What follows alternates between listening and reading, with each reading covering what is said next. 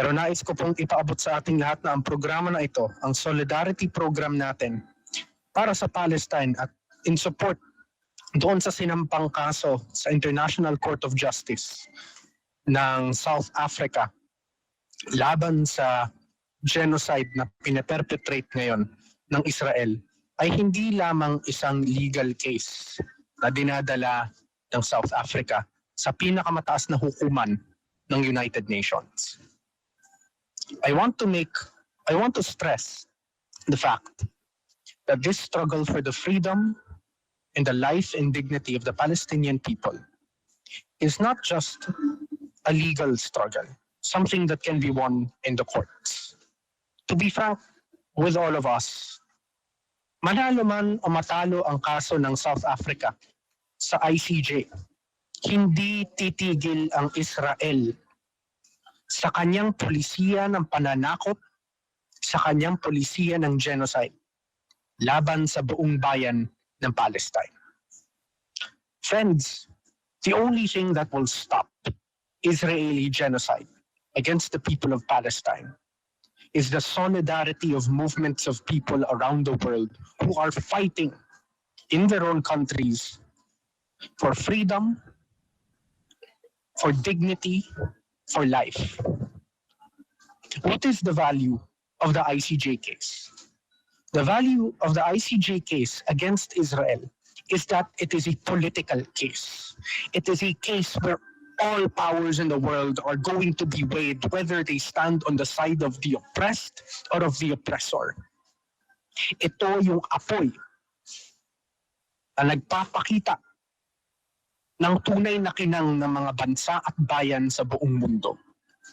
This is a call for us in our own country to stand up and show solidarity to the people of Palestine, not just because there is a genocide that is being perpetrated against them right here, right now, but because genocide has been happening in Palestine, perpetrated by the Zionist state since the 1948 Nakba, since the 1914 Balfour Declaration.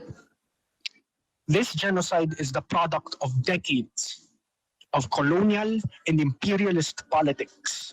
The same colonial and imperialist politics that we see that is happening in our country right now. How can we say this?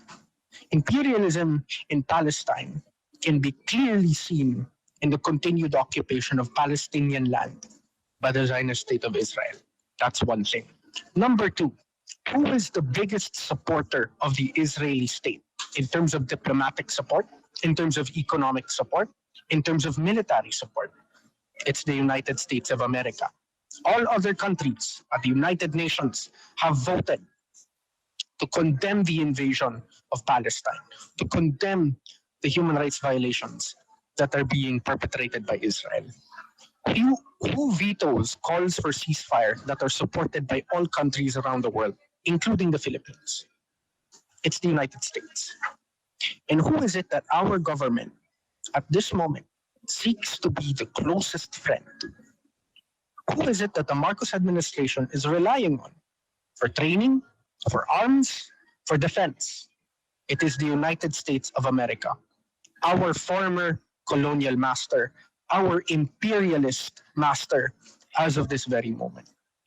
Training and arms sales of the AFP that are being used against indigenous communities and farmers and workers in this country, they receive their training from the Israeli Defense Forces, the IDF, the same IDF that is perpetrating human rights violations in Palestine right now. The techniques that they have perfected in committing genocide against the people of Palestine are the same training techniques that they are using in the Philippines, training our officers of the AFP in our country right here, right now.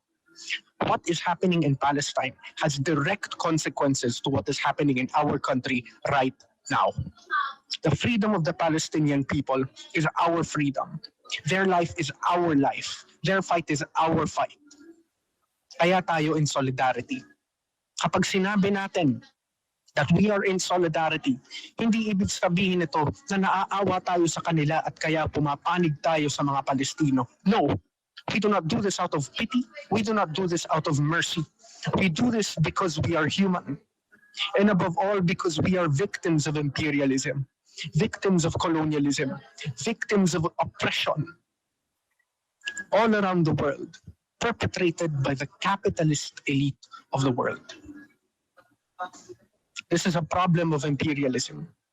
This is a problem of capitalism. And the answer to these systemic questions is to build strong movements of the masses, of the workers, of peasants, of students, all around the world, to support Palestine, to free Palestine, to ensure that their lives have dignity, peace, and freedom. And in fighting for that, we fight for our own peace, our own freedom, and our own dignity. Mabuhay ang Palestine, lalaya rin ang Palestine. From the river to the sea, Palestine will be free. Salamat mga kasama.